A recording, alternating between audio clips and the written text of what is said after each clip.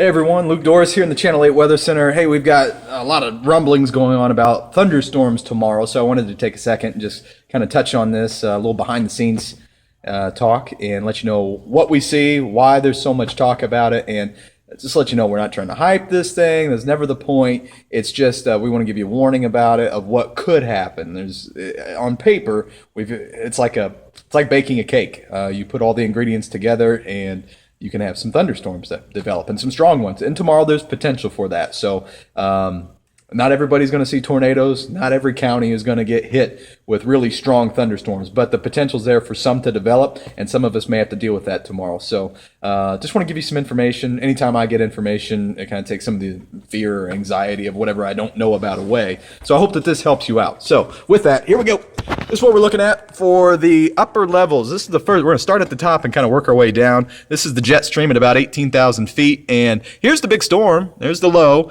And it's tilted backwards. It's called a negatively tilted trough. And that's important because it gives us two of the ingredients that we need, or three actually. We're going to have diffluence. Is this right here. These arrows are going in different directions. So this is all a place where the air is going to want to rise, and these negatively tilted troughs, they bring instability, which is another ingredient, and they bring wind shear. So hey, we're doing 3 out of the 4 right there.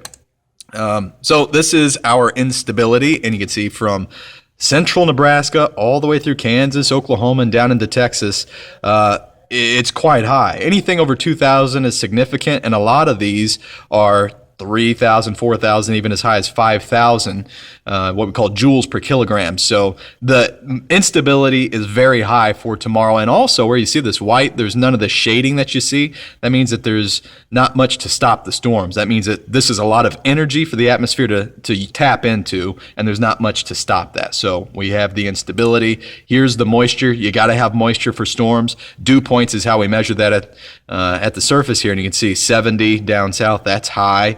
60s, mid to upper 60s through a lot of south central Nebraska. And this right here is a dry line, and this will be moving through the day. This is at 7 o'clock on Tuesday. And with this moving through, it's going to act like a front. So all through here is going to be a focal point for thunderstorms to develop, and strong ones at that. When they fire off of that, we're going to see some supercells likely develop.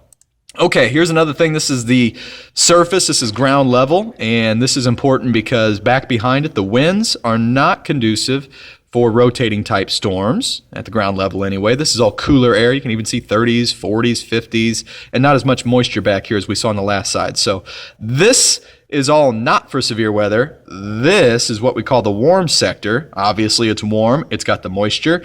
That's where the moisture and all the ingredients are there for thunderstorms to develop. So right through here is a warm front. This warm front, we don't know exactly where it's going to set up, but wherever it does, that's another focal point for thunderstorms to develop. So all through here, that's going to be an active area, it looks like, tomorrow anyway. And something I want to point out is, see how our winds, this is at 7 o'clock on Tuesday, they're kind of out of the southeast at the surface, at the ground level, but you go up, this is about a mile or so, and they shift out of the south. That's giving a spin to the air as you go up to it. It allows for rotation. It's what we call wind shear. So we're going to have that in place for tomorrow. Now this is kind of a measure of all the shear in the atmosphere, and anything that's over 30 knots is significant. We're going to certainly have that for tomorrow. So shear is in place. This is overlaid with our instability, and you can see kind of a bullseye right through central parts of Kansas, northern Kansas, Nebraska, south central, southeastern Nebraska, highlighting again where we're seeing the potential for some significant weather, at least a couple of the ingredients for it. Now this is sort of the industry standard for tornado possibilities. This is looking at a number of different ingredients. It's what we call a composite, and I'm thinking, and you can see it here in south central Nebraska, as we have the low, as we have the fronts, as we have the dry line, they're all kind of moving eastward. That's going to be a point where the atmosphere is going to want to spin pretty easily at the low levels of the atmosphere. So we could be seeing the highest tornado potential in south central parts of Nebraska and all through central parts of Kansas and northern parts of Oklahoma. This may well adjust quite a bit by tomorrow, but at this point, south central Nebraska certainly has my attention as the highest possible tornado potential for tomorrow.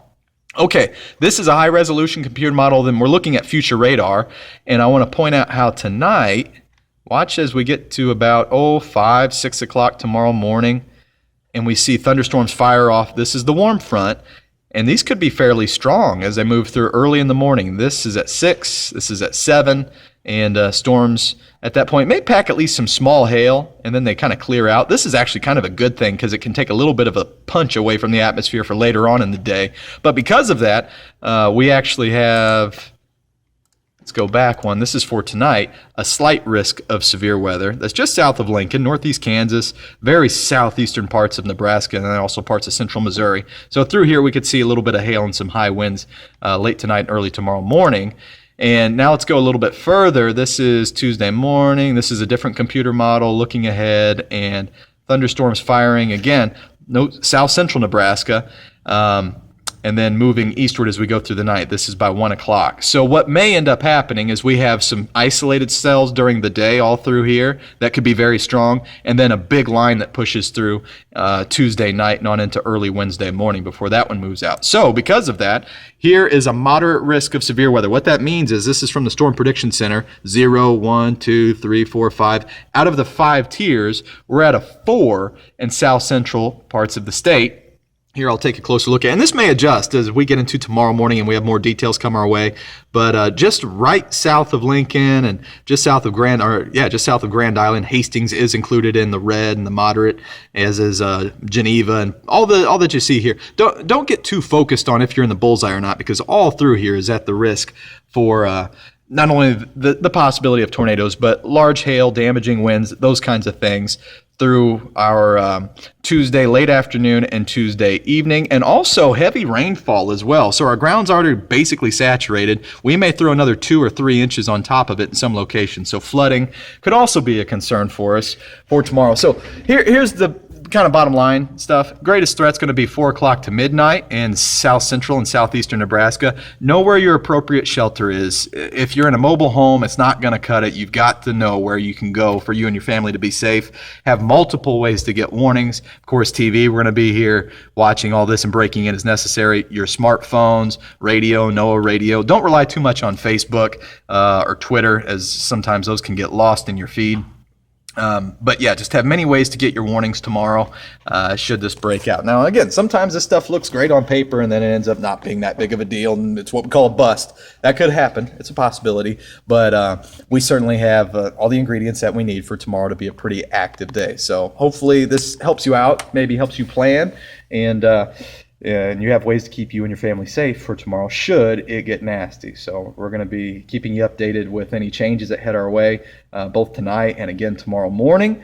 And best to you. And again, we'll keep you posted at Channel 8. All right, be well.